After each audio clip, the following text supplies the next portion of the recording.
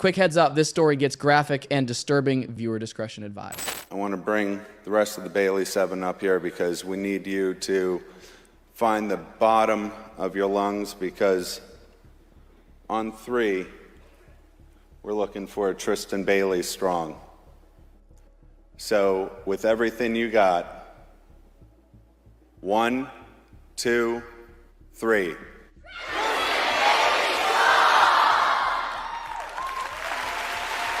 A 13-year-old girl went missing on Mother's Day. She was last seen on camera walking into the woods with a classmate.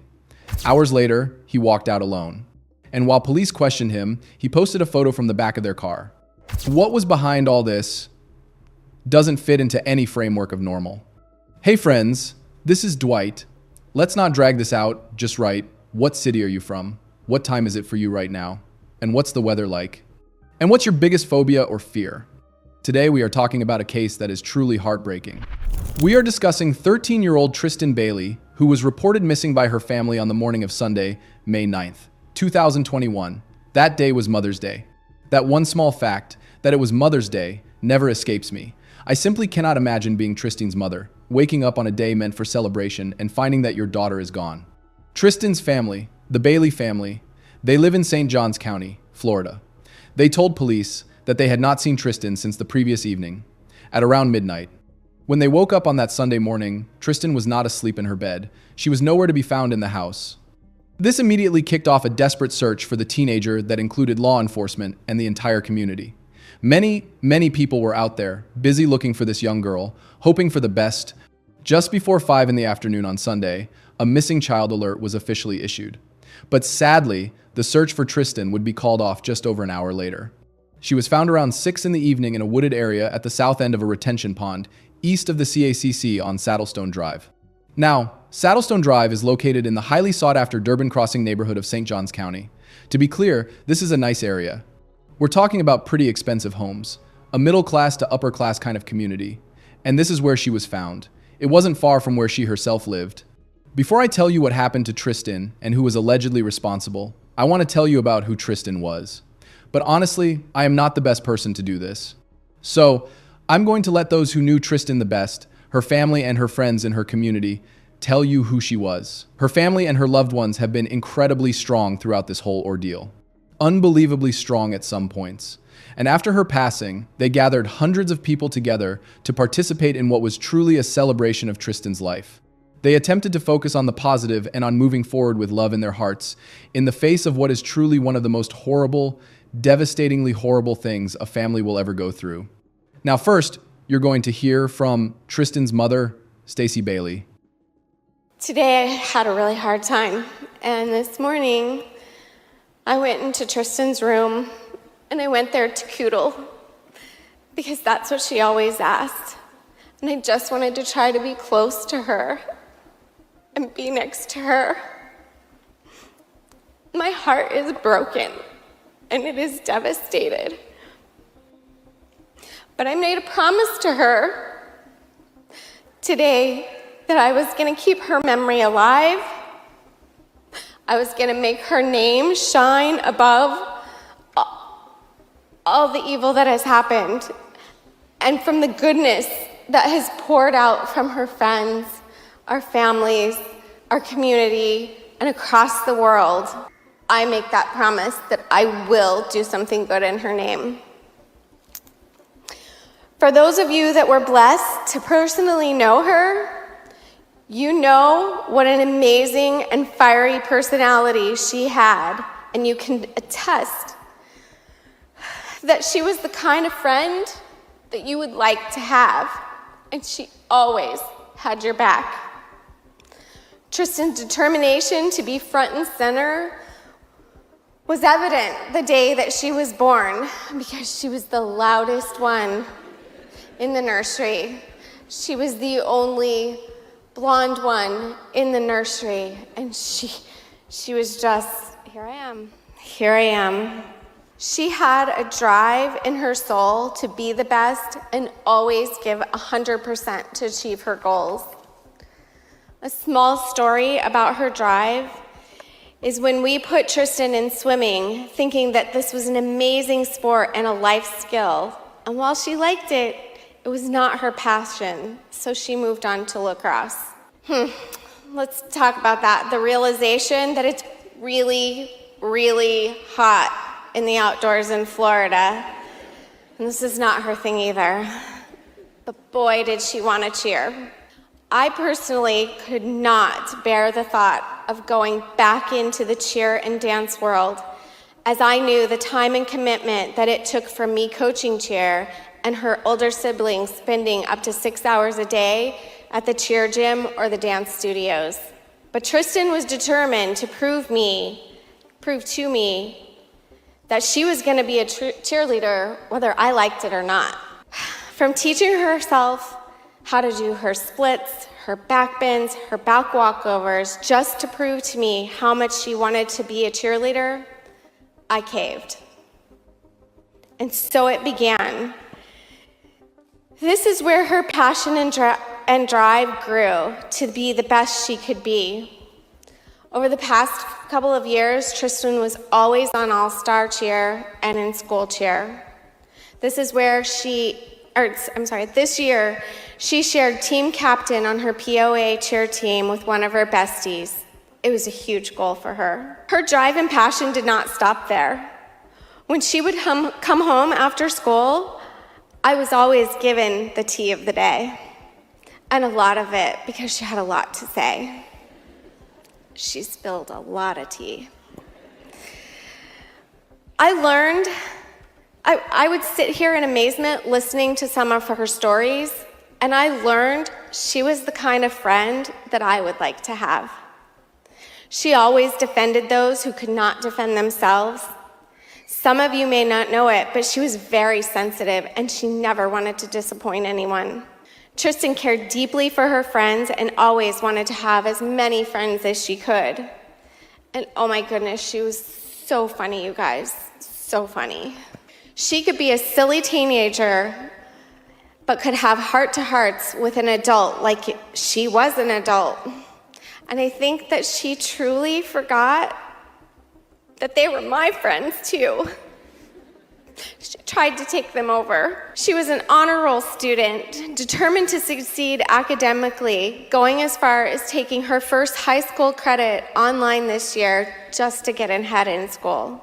There are so many things I could share about this sweet girl, and in the future I will. Her TikTok, that's my squad, and you mess with one of us, you mess with all of us, because we are family. That holds true to every aspect in her life. We are forever changed as a family, but we will always be the Bailey 7. Now, once again, I want you to keep in mind that this woman was talking about her daughter, Tristan, her 13-year-old daughter, very shortly after she lost her. And she obviously has emotions. She obviously has moments where she, can't compose herself, which is, I think, the most understandable thing in the world. But her ending message, the ending message of all of Tristan's family and loved ones, is positivity and moving forward. No hate, only love.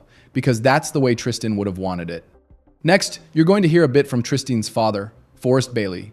He is a very tall, very strong-looking gentleman, and you can feel the protective energy of a father who has lost his daughter. He seems to be a very nice man, but it's clear he is carrying the weight of this situation. It's also clear that there are many people who have defended the person responsible for what happened, which is something that is difficult to comprehend. So here is Tristan's father, Forrest Bailey.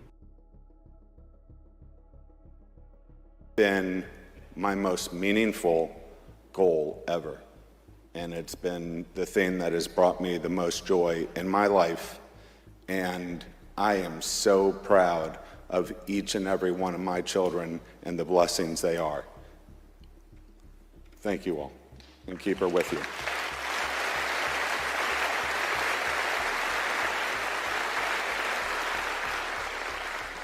And with all of that, it is never lost on me each and every day that there are reasons why I've been as blessed as I have in that regard. And with all of that, it is never lost on me each and every day that there are reasons why I've been as blessed as I have in that regard. Now, I want to introduce you to Tristan's siblings. She had 4 older siblings, 3 sisters, and a brother. And together with their parents and Tristan, they made up the Bailey 7. So we'll go through each of her sisters.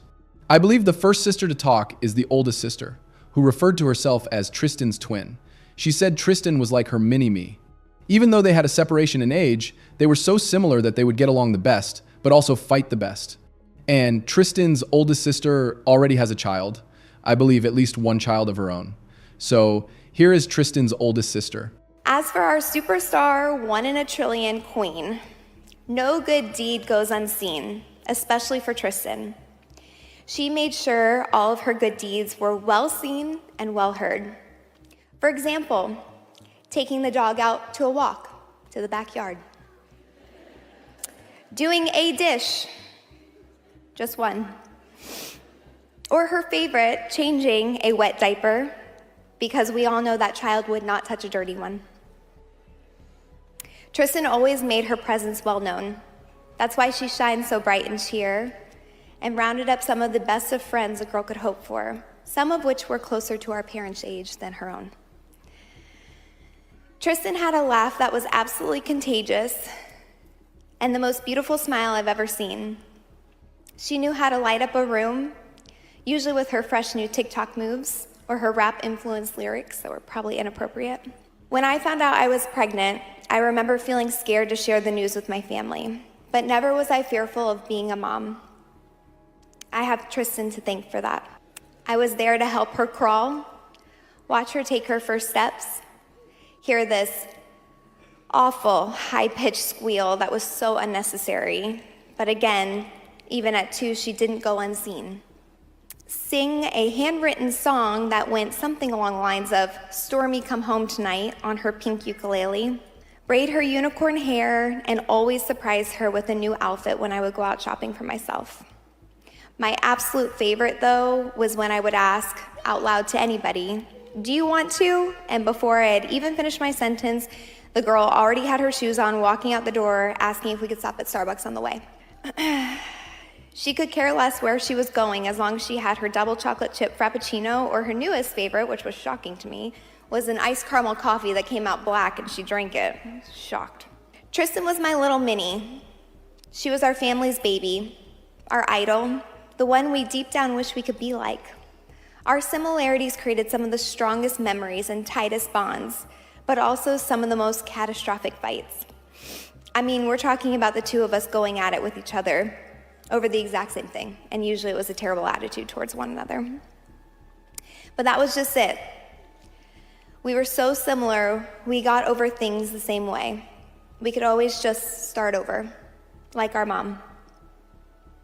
The love was always evident and trumped all.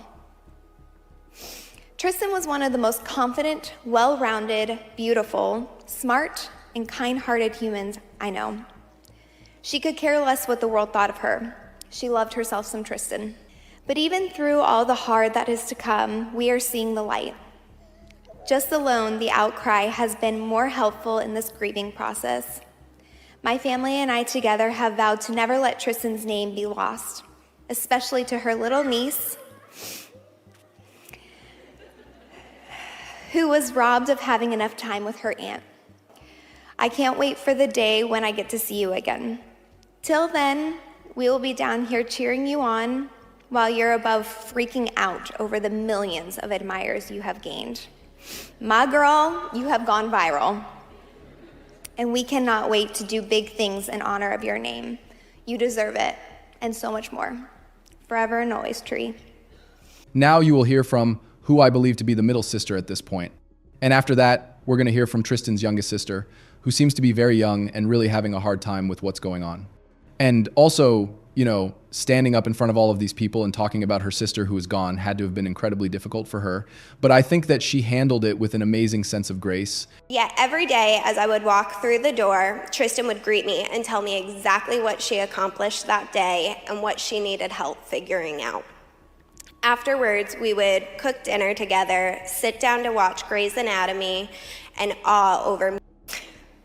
Then she would go to bed with me every night and would insist on coodling me. Not cuddling, coodling, you have to get the terminology right with Tristan. When I tell you, I would wake up every single day with Tristan sprawled out on top of me and her retainer in my hair a few too many times to remember. After a few weeks, my mom was calling me, begging for Tristan to return home. Our own special memories were made just for the two of us. So today I leave you with this. When someone you love becomes a memory, the memories become treasures. Let Tristan become your treasure. She also had a lot more confidence than I had, and many times I would force her to order my food at restaurants because there's no way I could do that. And there's even times where I would convince her to do the craziest of stuff, and it would mortify my mother. Tristan and I had the ability to drive our parents up the wall with our never-ending bickering. One of these times is when my father would be away on business trips and we would fight over who got to sleep in the middle next to my mom. I never really cared. I just liked annoying her. She did, however, end up winning 95% of the time. Next, we will hear from Tristan's brother, who had a lot of funny things to say. And, I've heard some comments from people saying, oh, why were they making jokes and stuff like that? That's what I want my funeral to be like. That's what I want my remembrance to be like. I want music, and I want people telling funny stories about me and remembering me as I was when I was alive. I want them remembering all the things about me that made me who I was, even if they were kind of negative or even if they were kind of, annoying. I want people to tell those stories, and I want people to remember me, because that's what these memorials and funerals are really for. They are for the living. And whatever it takes for them to move on, whatever it takes for them to not be completely paralyzed by this hate and this anger and the sadness, that's what they needed to do. And that's what they did. So here's Tristan's only brother. So normally I would introduce myself as Tegan Bailey, but right now I think I'm better known as Tristan's brother. Which, for those of you who don't know, she loves attention, and she would be holding that over my head for the rest of her life.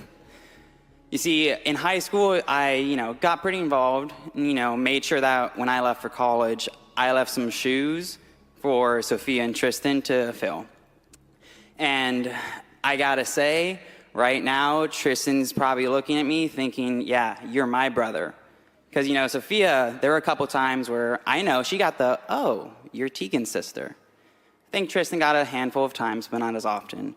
Right now, I am Tristan's brother, and that is something that I am proud of. While Tristan was the baby of the Bailey 7, I thought that she didn't have any younger siblings. She only had older siblings.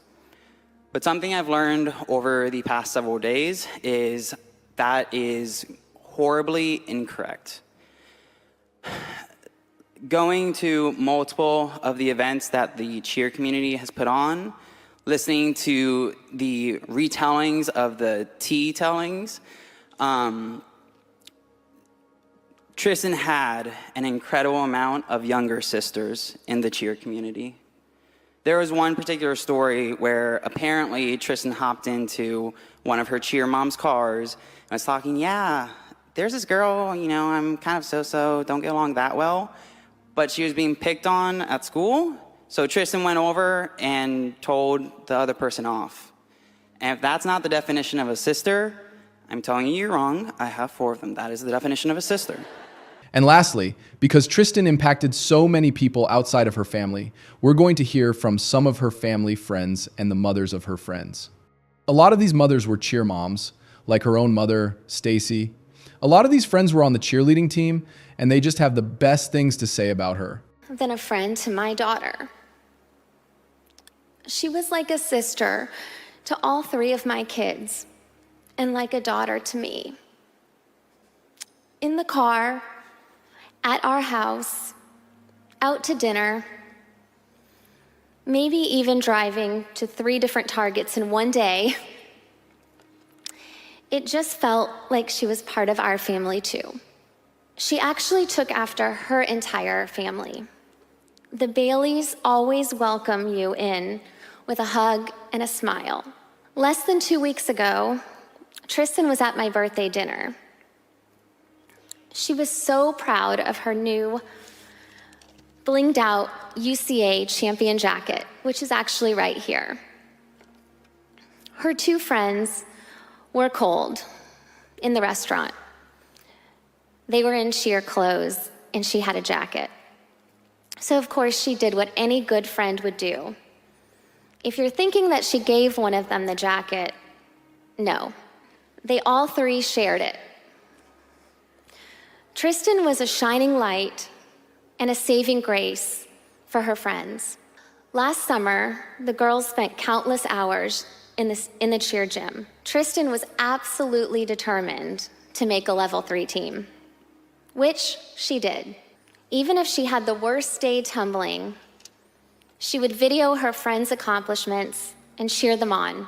She was not only a cheerleader on stage and on the sidelines, but in everyday life to everyone around her. I will miss her hopping in the car every day after school with her beautiful smile and spilling the tea, always telling me that her day was great. Before going inside the house, she'd draw us an air heart, call us besties, and let us know she loved us every single day.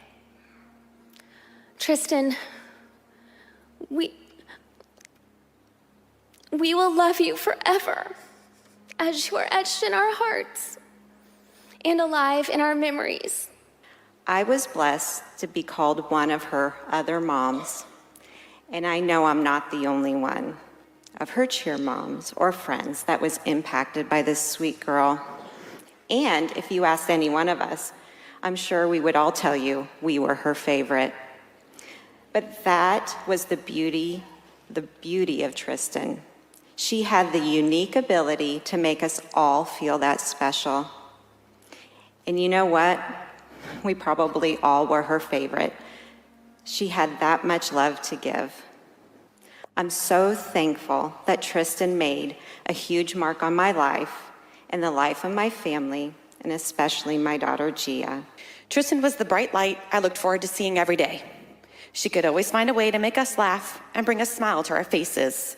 She had the most amazing, kind, caring heart and always had everyone's back. Once you became part of Tristan's circle of friends, you were forever part of her squad. There are students in school that sometimes we adults have to work to find ways to connect with.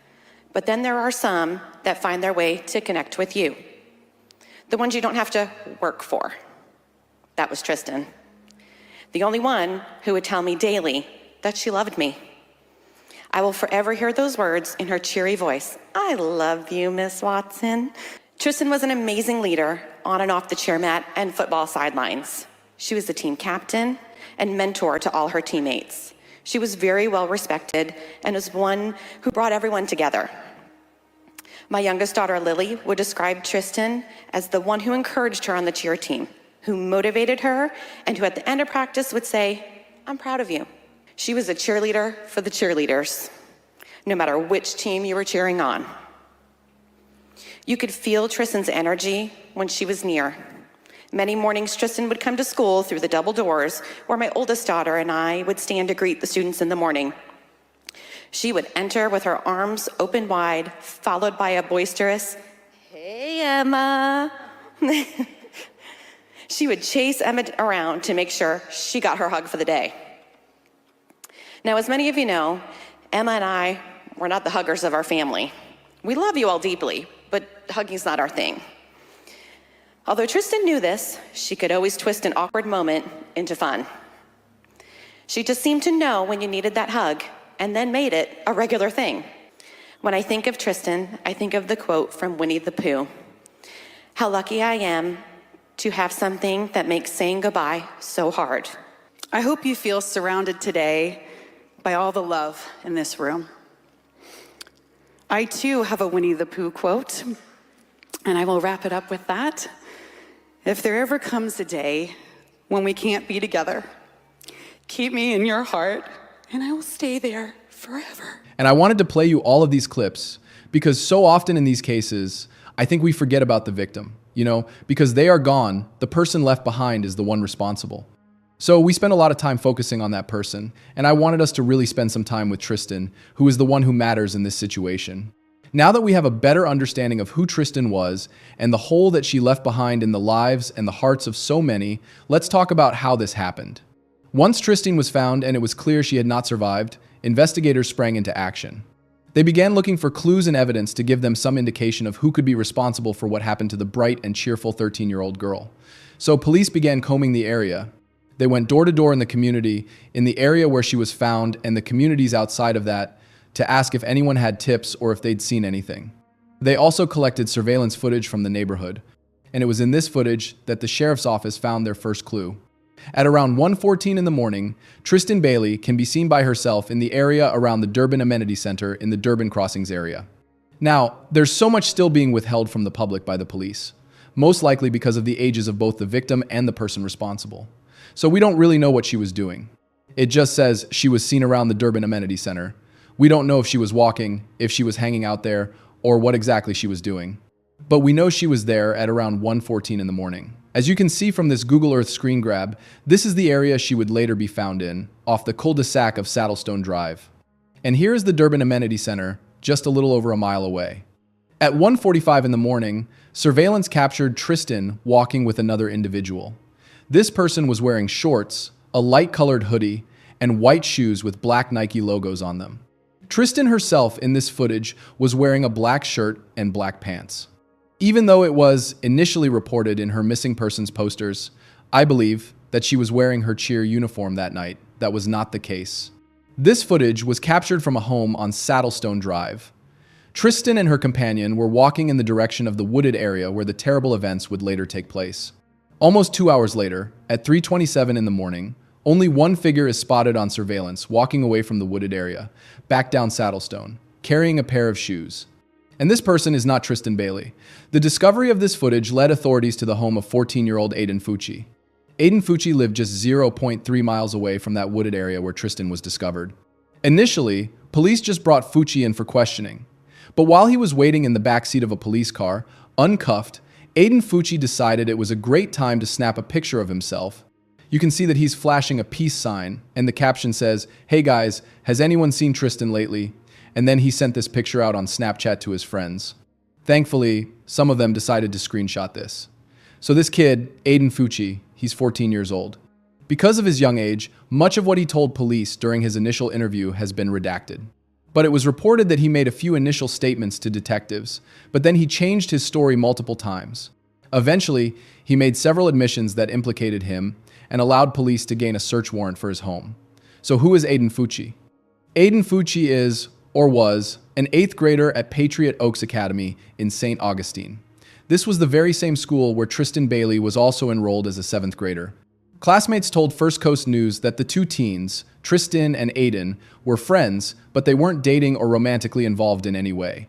Aiden initially told police that he and Tristan had both been at the home of a mutual friend that night. He claimed that when they left the house, they'd gotten into an argument, at which point she fell.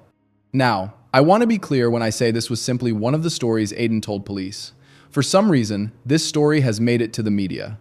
I don't think it's true, because it wasn't made clear what the argument was about. It wasn't made clear whose home they were at, how they got there, or why they were there.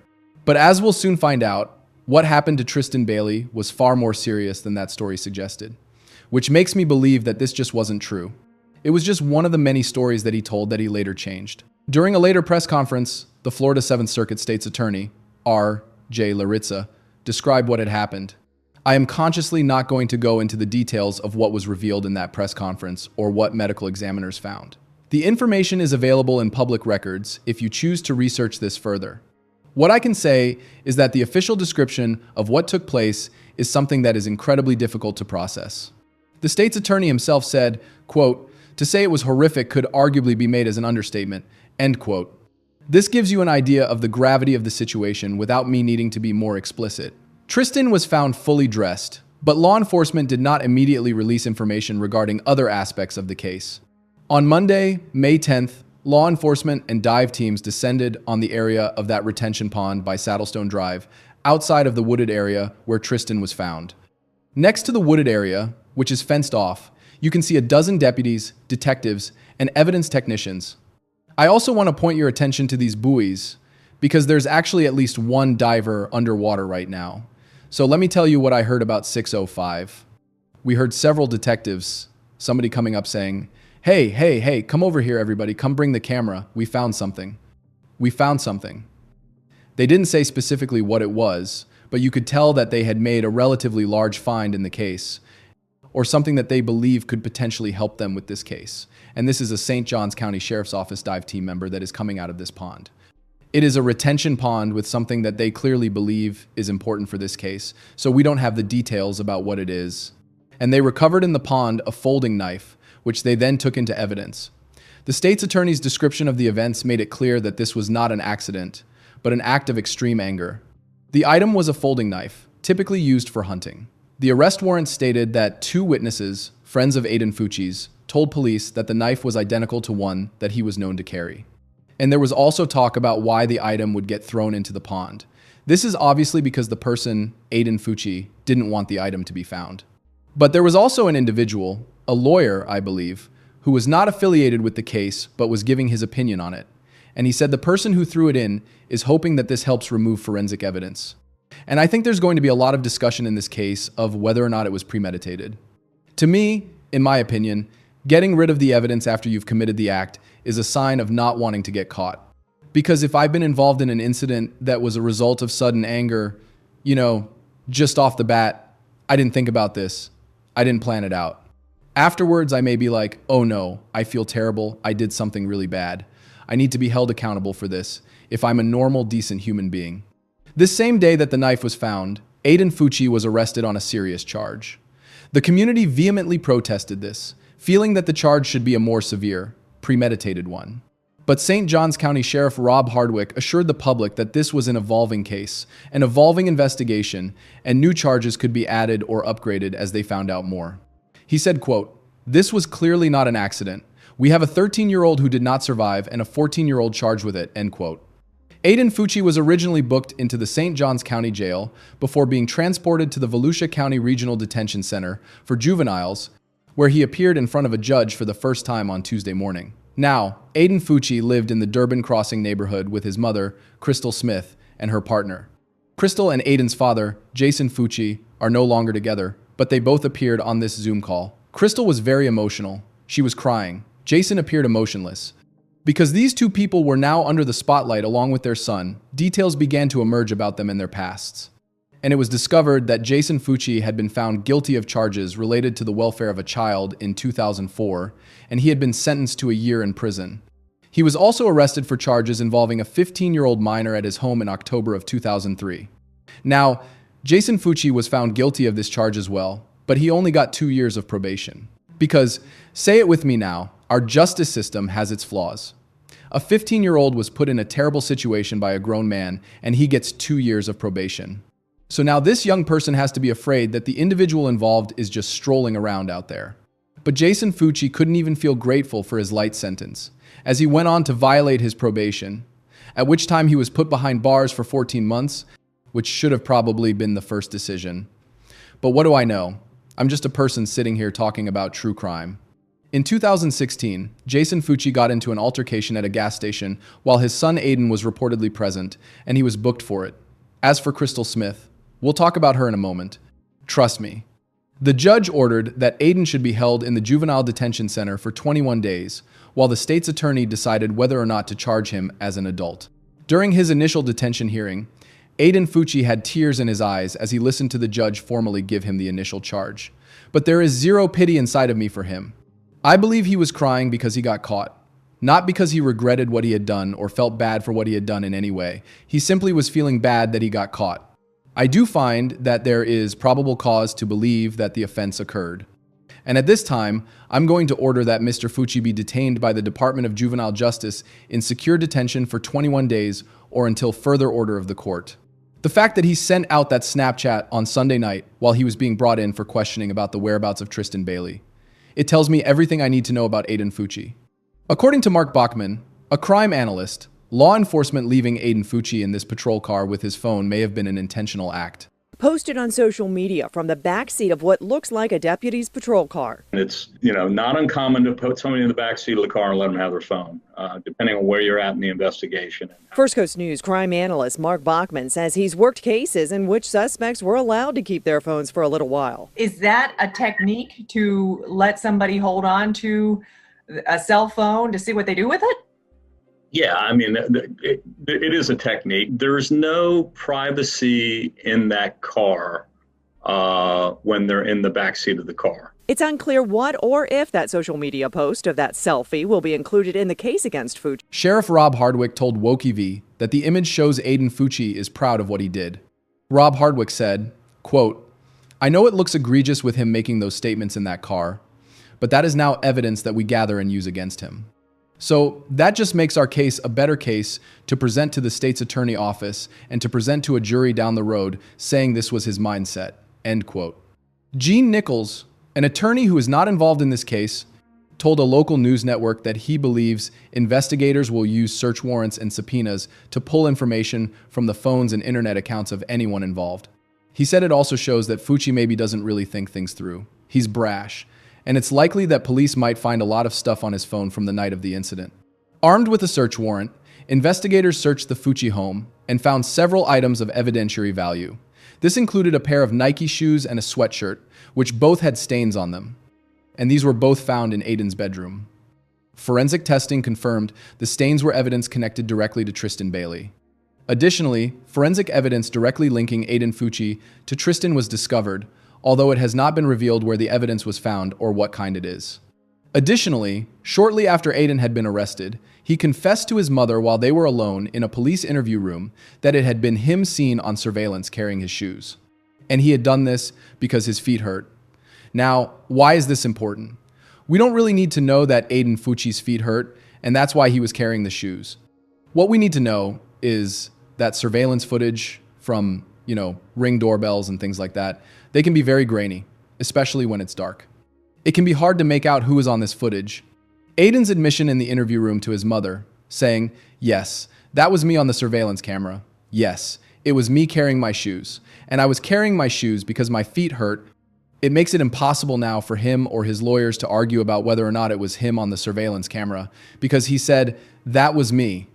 On Wednesday, May 12th, the sheriff's office revealed they had been inundated with social media posts from what they called troll accounts. Several social media accounts have posted messages claiming to be involved in Tristan's passing or know more about Tristan's passing. And others have posted accusations that other people besides Aiden Fucci were involved.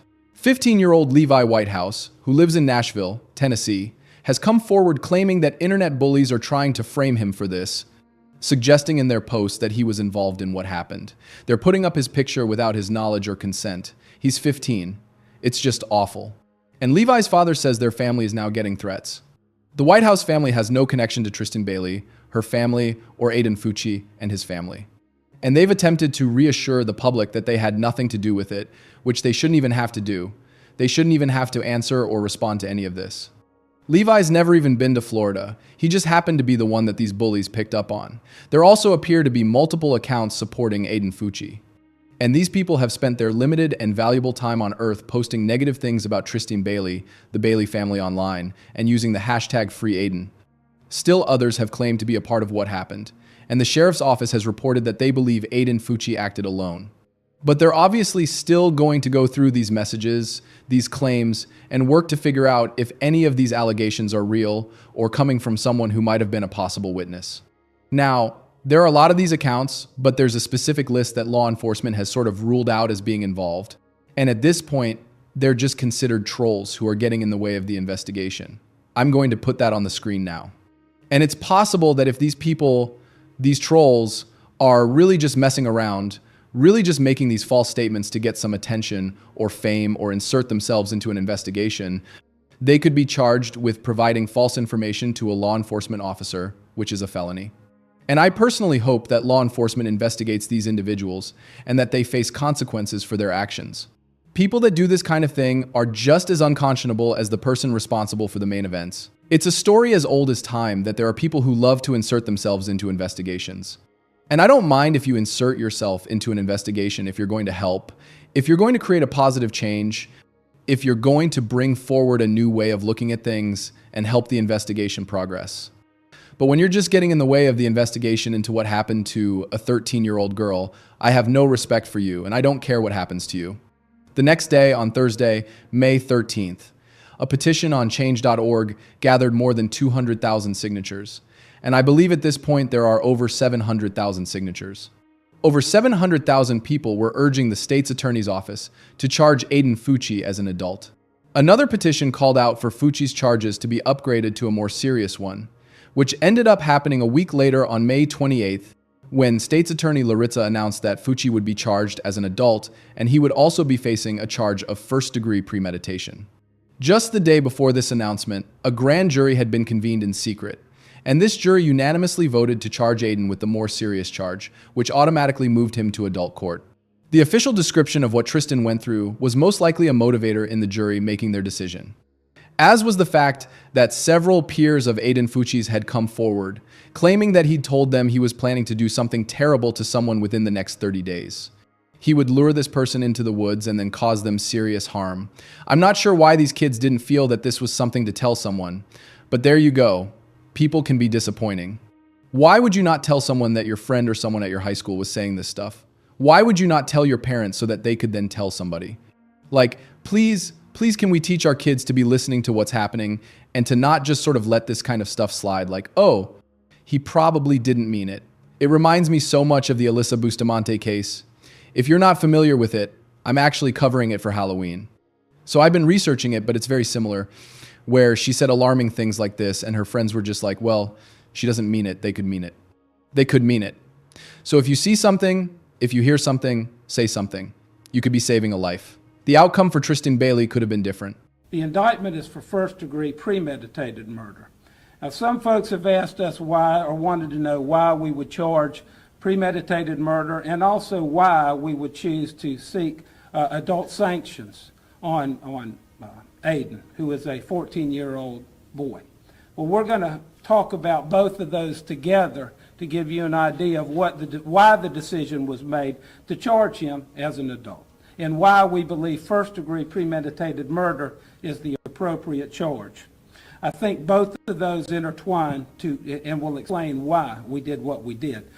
First off, I want to tell you, it brings me no pleasure, but I can tell you also that the executive team and I reviewed all the facts, all the circumstances, the applicable law, and it was not a difficult decision to make that he should be charged as an adult. It's a sad decision and a sad state of affairs, but it was clear to us after we looked at what happened that it was not only appropriate to charge the defendant as an adult, but it was really the only choice that we. But wait, there's more.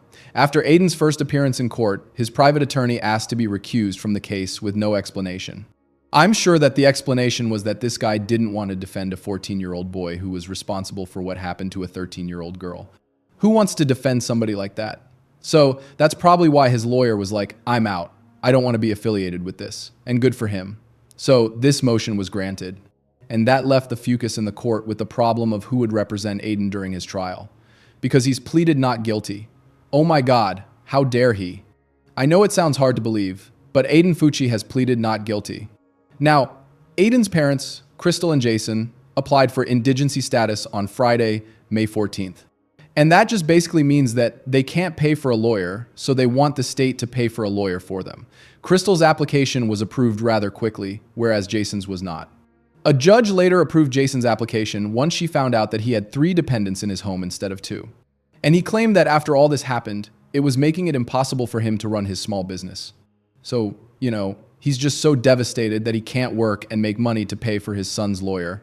So once Aiden's private lawyer takes off and his parents are ruled indigent, the public defender's office stepped up. And just please watch this clip. Just watch this clip and then we're going to discuss it. And Fucci is getting a team of attorneys from the public defender's office. Aiden Fucci, the teenage murder suspect, was not in the Zoom court hearing, but his parents were. First item of business, Anwar Snober, the private attorney who represented Fucci in his first appearance last week, was in court Thursday, officially asking to be taken off the case. And I'll grant your motion to withdraw at this time, okay? Thank you, Your Honor. The second item of business, Fucci's parents and their finances. They both asked the judge to be declared indigent. That means they cannot afford an attorney for their son, Aiden. And with this murder case, the legal fees are expected to be hefty. A little background here. Fucci's parents are not married. The teenager lives with his mother and her partner in the high-end Durbin Crossing neighborhood. But state statute says property is not considered when qualifying for indigency. And Thursday, the judge wanted to know more about Fucci's father's finances. And are you employed? Yes, ma'am. I'm self-employed, but since this, the company has took a downward fall. Okay, so that your company is just your only source of income? Yes, ma'am. Both of Fucci's parents were then deemed indigent, and because of that, the judge appointed the public defender's office to represent the 14-year-old. Well, thank you, Your Honor. Actually, we're going to have a team of attorneys representing Aiden Fucci. We're glad you did that, Your Honor. It's a privilege to represent young Mr. Fucci. The public defender says he expects his team to put in hundreds of hours into Aiden Fucci's defense. So, not only are the taxpayers going to foot the bill for Aiden Fucci to have a public defender, but they're going to pay for the public defender's office to bring in a whole team of lawyers and spend hundreds of hours building a defense for him. And then this dude, I don't know who he is, okay? I think he's probably the head of the public defender's office. This dude says it's a privilege to represent young Mr. Fucci. Like, listen, I get it. This is your job. You have to do it. You have to represent these people who have nobody to represent them. Aiden has to be represented by someone. But a whole team of lawyers? To do what? To create a defense for this individual when the evidence seems so clear? Just my opinion. Don't come for me. And could this guy have hidden his excitement and enthusiasm a little bit until at least he was off camera? A family has lost their child. Have a little respect. At least pretend you're having a crisis of conscience, for Pete's sake, right? At least pretend like this might be difficult for you. It's just gross. Obviously, I think the public defender's office is just drooling over the publicity that this is going to bring them. I don't understand why else they would be privileged and so excited to represent Aiden Fucci, but it's gross. Okay, so after Aiden Fucci was informed by a judge of his new charges, the most serious charge, being charged as an adult, he was transferred to the Duval County Jail since St. John's didn't have a juvenile wing. But as far as I'm concerned, Aiden Fucci wanted to act like a grown man and do what he did to an innocent person. So he should be housed in a facility made for adults with other adult inmates. Let's not try to protect this kid at this point. Let him see what he's going to become. Let him see what his actions have caused. But wait, there's more. On June 5th, Aiden's mother, Crystal Smith, was arrested. She's been accused of tampering with evidence in her son's case. According to the arrest affidavit, authorities obtained surveillance footage from within her home that showed Crystal going into Aiden's bedroom after he was taken in for questioning on Sunday evening. She's then seen getting a pair of jeans and washing them in the bathroom sink before stowing the jeans in her room. And then after, I believe a couple of hours, she put them back in Aiden's room. This document also says that Crystal Smith can be seen on video in the house with another person. They were inspecting the jeans several times after washing them before Crystal put them back in Aiden's room. Now, what I believe happened here is Aiden and his parents were at the police station when he was getting questioned, and they were left alone with their son in the room. But everything's still being recorded and listened to, right? There's no privacy at a police station. Everyone pretty much should know that. So they're in the room with him. And it's reported that his mother and father asked him if there would be anything on his clothes from the night of the incident, anything that might cause a problem for him. And Aiden replied, "I think so. Why?" At which point, Crystal Smith looked at Jason Fucci and whispered a word indicating the presence of evidence. I personally think that this is unforgivable and disgusting. But forensic psychologist Justin D'Arienzo disagrees, as he told a Jacksonville news outlet, quote, "Typically the default mode for parents is reflexive, and it is typical to protect their children. But after more thought, often it's really a question of family loyalty versus tough love," end quote. So I have a question for all of you. Would you do what Crystal did if you knew your son or daughter was responsible for what happened to another child? Would you attempt to tamper with the evidence so that he or she didn't have to face consequences for this? It's okay to be honest. I won't judge you. And I genuinely want to know. My personal opinion is that I would never do this. I understand wanting to protect your child, but I also understand that nothing would ever be the same after this. With this knowledge in my head, I would never be able to look at my child in the same way. And I would constantly be worried that they would do something again and it would be my fault. The jeans were taken into evidence and processed, and evidence connected to Tristan was found on them. Evidence was also found in the bathroom sink that Crystal had washed the jeans in. So Crystal's over here washing evidence related to Tristan out of Aiden's jeans. Another person who had been in the home with Crystal told police that Crystal had shown them a damp pair of jeans and asked if they could see anything on them. And then Crystal was like, I was trying to wash out evidence on these jeans. I didn't want the police to see the evidence on the jeans. And this person was like, well, you shouldn't do that. It's illegal. And Crystal was like, whatever, I'm gonna do it. I already did it. After being arrested, Crystal posted her bail, which was $25,000, and was released within 90 minutes. So here's my thing. You, Crystal Smith, you live in a neighborhood where the average cost of a home is over $150,000. And you live in one of these nice houses in this upscale neighborhood where the median family income is $117,000. You were able to post bail for yourself. I know it was probably only just under $3,000 because you only have to put up 10%, but you're too broke to pay for a lawyer for your son.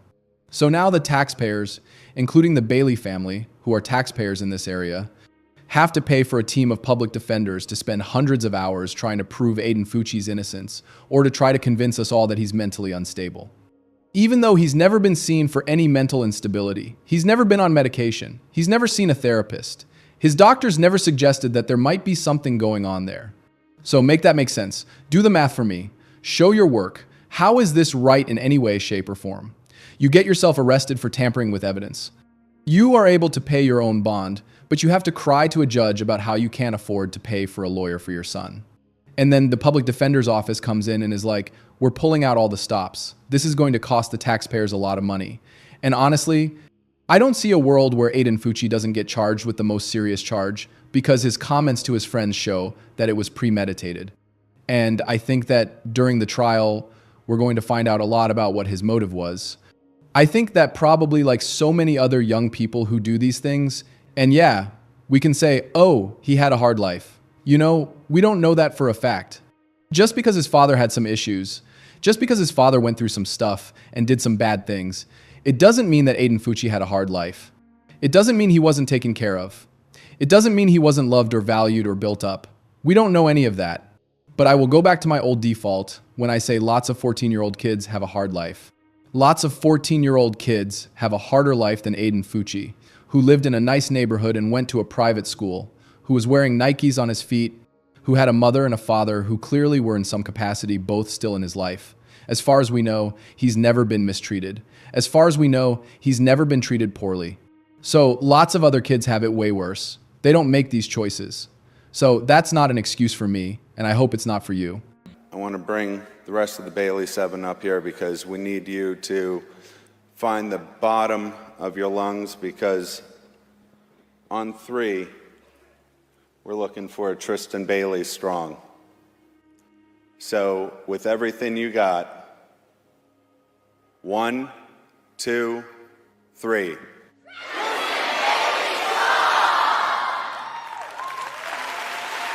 This story, it shows us that sometimes a mother's instinct can turn into something ugly. The scariest part isn't just the crime itself.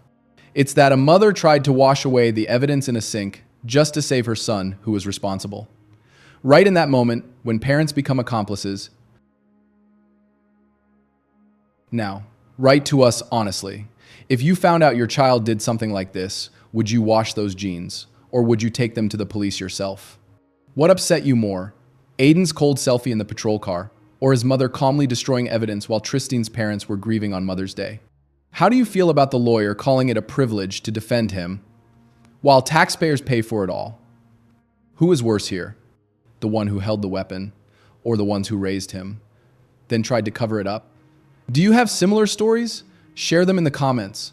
Let's talk about it together. If this story touched you, subscribe so you don't miss the next case. It will shock you even more. May Tristan Bailey rest in peace. The book of Proverbs says, "Whoever conceals their transgressions will not prosper, but he who confesses, who forsakes them, will obtain mercy." It's true. Take this story as a warning. Blind love doesn't save, it destroys. Because when you try to wash away your child's crime, you aren't clearing their conscience. You're just getting your own hands dirty. Now, look at the screen. You see the next videos we prepared for you. Believe me, we worked just as hard on them. If the cynicism of this family struck you, the next story will top everything you've seen. So we aren't saying goodbye. May God bless you. See you there.